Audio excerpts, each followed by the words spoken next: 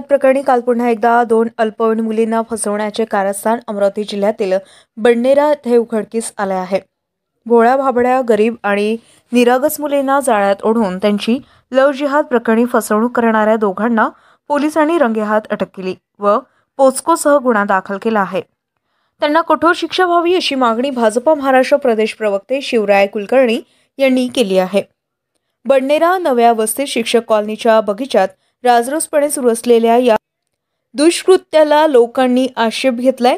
अनेक तरुण जमा झाले आणि पोलिसांनी बडनेरा येथीलच जुनेद चौधरी आणि अलीम सलीम नौरंगाबादी यांना रंगेहात ताब्यात घेतले आहे व त्यांच्या विरुद्ध बालकांचे लैंगिक अपराधापासून संरक्षण कायदा 354D सह 12 354 असे गुन्हे दाखल केले आहे।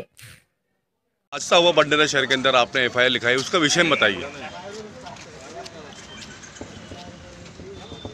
काल बडनेरामध्ये दोन अल्पवयीन मुली आणि जवळजवळ 21 वर्षापेक्षा जास्त वय असलेले दोन परधर्मीय मुलं असे दोन कपल रंगेहात पकडले गेले।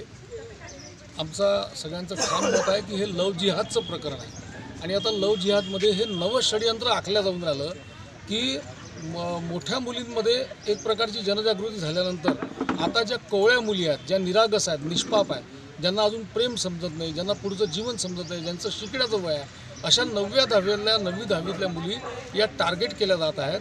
4-4, 6-6 महिने त्यांच्या मागे लागून त्यांना जाळ्यात अडकून नंतर त्यांना ब्लॅकमेलिंग केलं जात आहे। असा प्रकार हा कालच्या प्रकरणामध्ये उघडकीस आलेला आहे।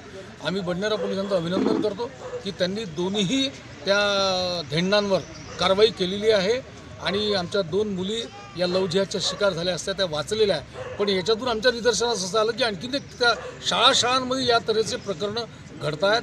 आमचा इशारा आहे परधर्मीयांना की त्यांनी आमच्या कोवळ्या मुलींच्या जीविताशी या पद्धतीने खेळू नये।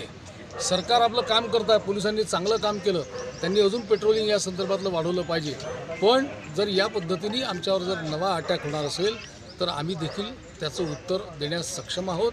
हा इशारा मी यानिमित्त देतो आणि पोलिसांचं अभिनंदन करतो की त्यांनी चांगली कारवाई कालच्या या लव्ह जिहादच्या प्रकरणामध्ये केलेली आहे।